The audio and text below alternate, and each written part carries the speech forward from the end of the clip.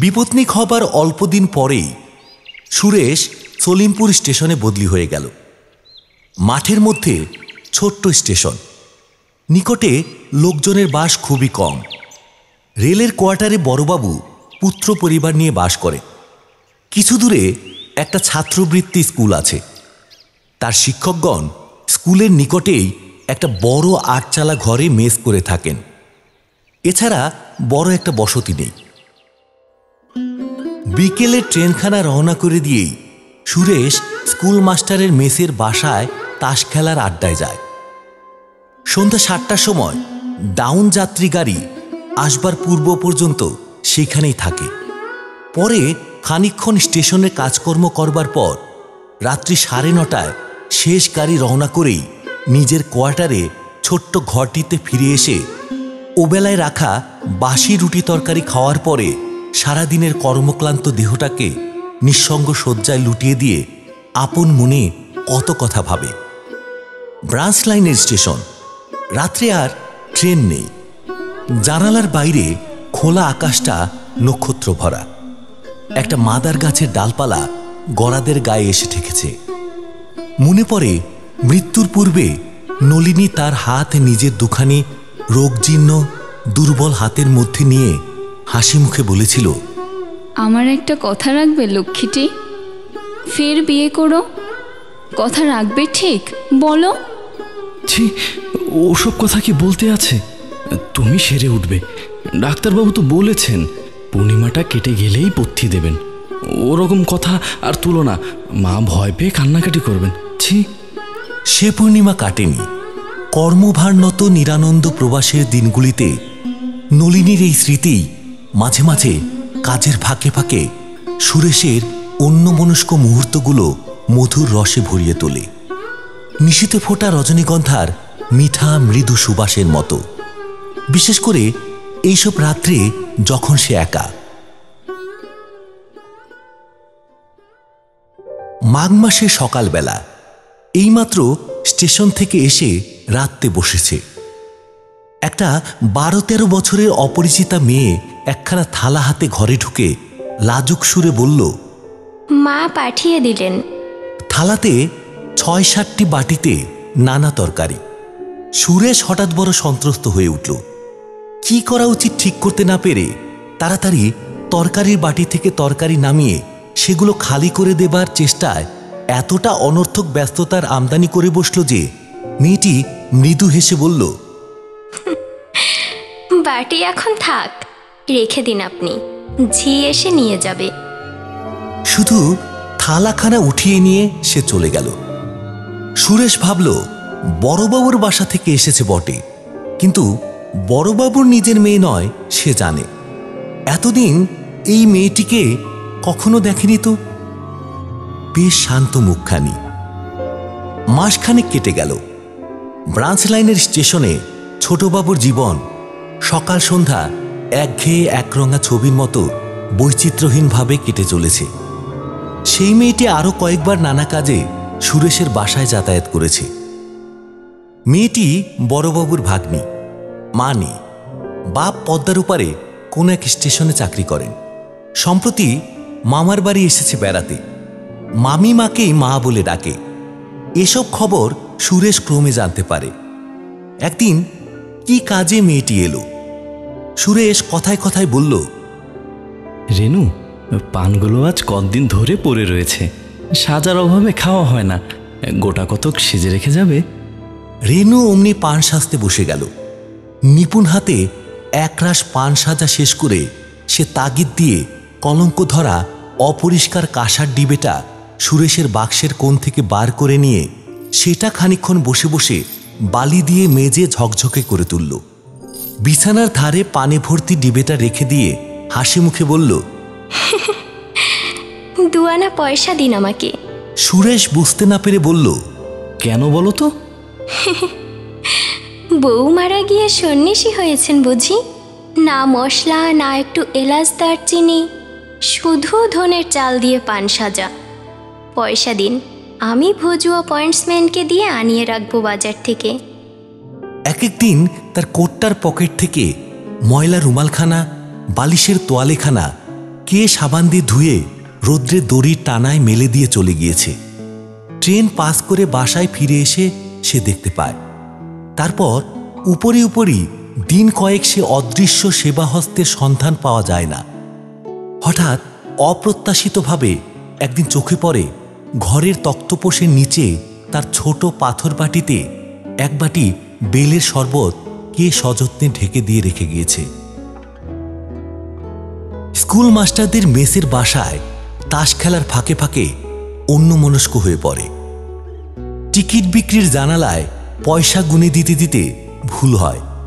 নির্জন শয্যাপ্রান্তের সাথী মাদার গাছটার অন্ধকার ডালপালার সীমারেখা আরও অদ্ভুত, অদৃষ্টপূর্ব মনে হয়।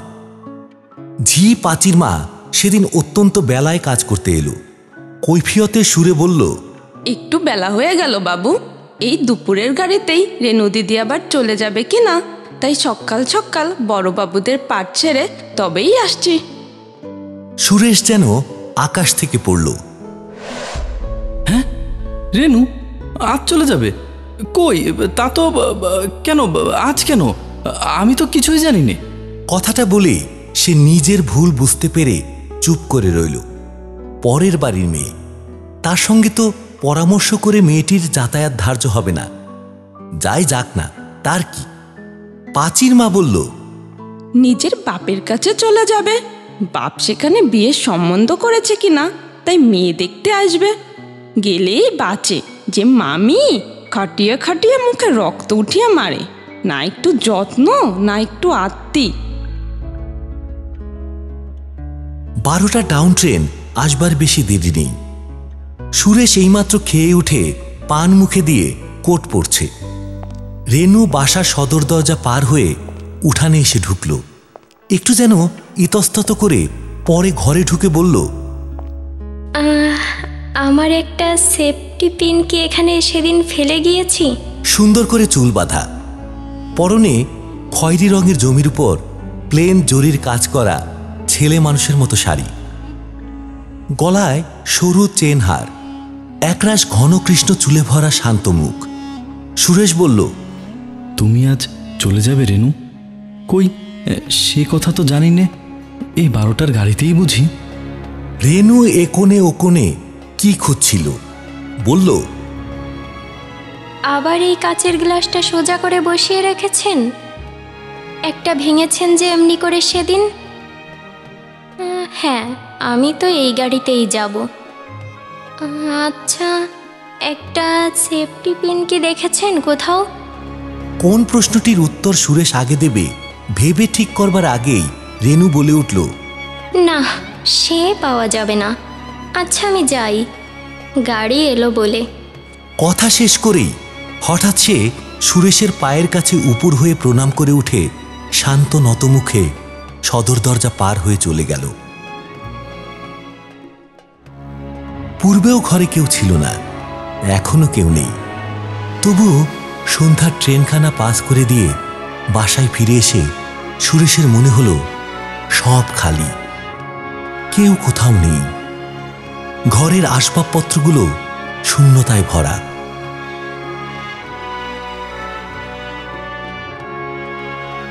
মাসখানেক পরে বড়বাবু সুরেশের কাছে এক অভাবনীয় প্রস্তাব উত্থাপিত করলেন। সে তার ভগ্নিপতির সঘর, বিশেষত রেনু মেয়েটিকে সে অবশ্যই দেখেছে। সংক্ষেপে রেনুর সঙ্গে তার বিবাহের প্রস্তাব। প্রথমে সুরেশের কথাটা যেন বিশ্বাস করতে ইচ্ছে হলো না, পরে সে চুপ করে রইল।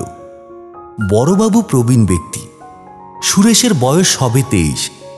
সুতরাং বড়বাবু সুরেশের সঙ্গে এ বিষয়ে এর বেশি আর কোনো কথাবার্তার আবশ্যক দেখলেন না। তার কাছে ঠিকানা জেনে নিয়ে তার জ্যাঠামশাইকে পত্র দিলেন। বিবাহের যোগাযোগ ও অন্যান্য কথাবার্তা চলতে লাগল। ইতিমধ্যে সুরেশের জ্যাঠামশাই রেনুর বাপের কর্মস্থানে পাত্রী দেখে এসে সুরেশকে ও বড়বাবুকে জানালেন পাত্রী সুন্দরী, তাদের খুব পছন্দ হয়েছে। সামনের মাসেই শুভ কাজ সম্পন্ন হয়, এই তার ইচ্ছা। শীঘ্রই কিন্তু একটু গোল বেঁধে গেল। উভয়ের ঠিকুজি কোষ্ঠী মেলাতে গিয়ে দেখা গেল মেয়ে রাক্ষসগণ। মিলনের বহু বাধা, নক্ষত্রেরা সব তীর্যক গতিতে অবস্থান করছে। বিবাহ অসম্ভব। সুরেশের বিধবা মা কেঁদে বললেন তার ছেলে নরগণ, তিনি কখনোই এই পাত্রীর সঙ্গে ছেলের বিয়ে দেবেন না। জ্যাঠামশাইও সম্মতি দিতে পারলেন না, তবে খুব দুঃখিত হলেন, কারণ মেয়েটিকে তার ভারী ভালো লেগেছিল। সুরেশ বাড়িতে চিঠিপত্র দেওয়া একেবারে বন্ধ করে দিল। তবে তার স্বগ্রামস্থ কোনো বন্ধুকে লিখিত পত্রের সংবাদে বাড়ির সকলে জানতে পারল যে সে শীঘ্রই গেরুয়া ধারণ করে রামকৃষ্ণ মঠে যোগ দেবে। সুরেশের মা দেশ থেকে রেলের বাসায় এসে পড়লেন। নানা মতে বোঝালেন, কান্নাকাটিও কম করলেন না। পাঁচির মার মুখে রেনু ও সুরেশের পূর্ব পরিচয়ে সব কথা শুনে বললেন, কোথাকার এক রাক্ষসী, সে আমার ছেলেকে ফাঁদ পেতে ধরতে এসেছিল। তোর বিয়ে না হয় এমনিই বেঁচে থাক, দরকার নেই আমার ছেলের বউয়ের সেবার। বিবাহ হল না। বিবাহ ভাঙবার পর থেকে বড়বাবুর বাসার সঙ্গে সুরেশের সদ্ভাবও আর তেমন রইল না। বড়বাবু আর ভালো করে কথাই বলেন না। বছর ঘুরতে না ঘুরতে সুরেশের অন্যত্র বিবাহ হয়ে গেল। অবস্থাপন্ন ঘরে সুন্দরী মেয়ে, নাম অভাবতী, বেশ নম্র লাজুক। সুরেশ বিবাহের অল্পদিন পরেই নববধূকে রেলের বাসায় নিয়ে এলো, মাদার গাছের তলাকার ছোট্ট বাসাটিতে। তারপর তারা দুজনে যে সুখে নীর বাঁধল, সুরেশের তা কত সীমাহীন নির্জন রাত্রির স্বপ্ন। শেষ পর্যন্ত সুরেশের মনে হলো ভালোই হয়েছে সে বিয়েটা না হয়ে। গণকের কথা একেবারে উড়িয়ে দেবার জিনিস তো আর নয়। ভগবান যা করেন মঙ্গলের জন্যই করেন। ইতিমধ্যে আরও দুটো খবর সে পেয়েছে। রেনুর বিবাহ কোনো রকমে হয়ে গিয়েছে এবং বিবাহের কিছুদিন পরেই রেনুর বাপ কলেরায় মারা গিয়েছেন। আরও 1 বছর কাটল। অভাবতী শুধু যে দেখতে সুন্দরী তা নয়, তার আয়পয়ও যে খুব ভালো তার প্রমাণও শীঘ্র উপস্থিত হল। সুরেশ বিখ্যাত পাটের ব্যবসায়ের গঞ্জ রসুলপুর স্টেশনের অস্থায়ী চার্জ পেয়ে বদলির হুকুম তালিম করবার জন্য প্রস্তুত হল। মাইনেও বেড়ে গেল। যাবার দিন ক্রমেই নিকটে এসে গেল। স্কুল মাস্টারেরা মেসের বাসায় তাকে এক বিদায় ভোজে নিমন্ত্রণ করে আকণ্ঠ, খিচুড়ি ও ইলিশ মাছ ভাজা খাওয়ালেন। সে চলে যাওয়াতে যে সলিমপুরের বিশেষ ক্ষতির কারণ ঘটল, এ সম্বন্ধে নিমন্ত্রিত ব্যক্তিগণের কারো দুমত দেখা গেল না। সে অভাব ভবিষ্যতে পূরণ হওয়ার বিষয়েও অনেকে সন্দেহ প্রকাশ করলেন। রওনা হওয়ার পূর্বদিন সারা বিকেল ধরে জিনিসপত্র গোছানো হলো। অভাবতী ভারী গোছালো মেয়ে। সন্ধ্যের আগেই সব জিনিস বাঁধাছাদা ঠিক হয়ে গেল। ট্রাঙ্ক বন্ধ করার আগে স্বামীর আয়না চিরুনি, পানের ডিবেটি সকলের উপরে রাখা পর্যন্ত, পাছে বা কখনো পথে দরকার হয়। সকাল 9:30টার ডাউন যাত্রী গাড়ি স্টেশনে এসে লাগলো। ছোট্ট স্টেশন, বেশিক্ষণ গাড়ি দাঁড়ায় না। যাত্রী দল কে কার ঘাড়ে পড়ে এইরকম অবস্থায় উঠানামা করছে। সুরেশ স্টেশনের কুলিদের সাহায্যে মালপত্র উঠানোর ব্যবস্থা করে দিয়ে স্ত্রীকে মেয়ে কামরায় তুলে দিতে গেল। মেয়ে গাড়ির সামনে প্ল্যাটফর্মের কৃষ্ণচূড়া গাছটার তলায় এইমাত্র একটি অল্প বয়সী মেয়ে গাড়ি থেকে নেমে দাঁড়িয়ে সম্ভবত মালপত্র নামাবার অপেক্ষা করছে। সঙ্গে একজন প্রৌঢ়া একটা ছোট্ট ট্রাঙ্ক ও একটা বড় বোচকা নিয়ে নামল। সুরেশ হঠাৎ থমকে গেল। আরেকবার ভালো করে চেয়ে দেখল, না, তার ভুল হয়নি, ঠিকই দেখেছে সে। সরু পার ধুতি পরা, হাত খালি, মাথায় আধরুক্ষ চুল, বিধবা বেশে রেনু। সুরেশ সেখানে আর দাঁড়াতে পারল না। দিশেহারা ভাবে এসে নিজের গাড়িতে উঠল। রেনু সম্ভবত তাকে দেখেনি, তার চোখ অন্যদিকে ফেরানো ছিল।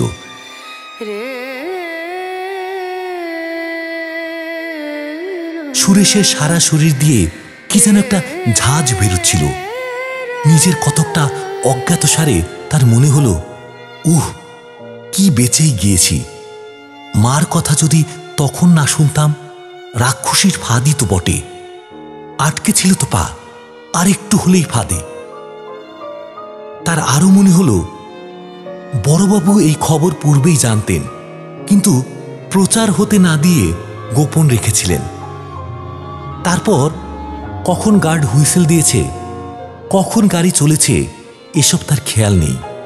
কৃষ্ণচূড়ার গাছের সামনে আসতে সে চেয়ে দেখল প্ল্যাটফর্মের পূর্ব দিকে তারের বেড়ার উপরকার খিলান বসানো পাকা ধাপ ডিঙিয়ে আগে আগে মালপত্র হাতে ভজুয়া পয়েন্টসম্যান, পেছনে প্রৌঢ়াটি ও সর্বশেষে নম্রমুখী রেনু বড়বাবুর কোয়ার্টারের দিকে চলেছে।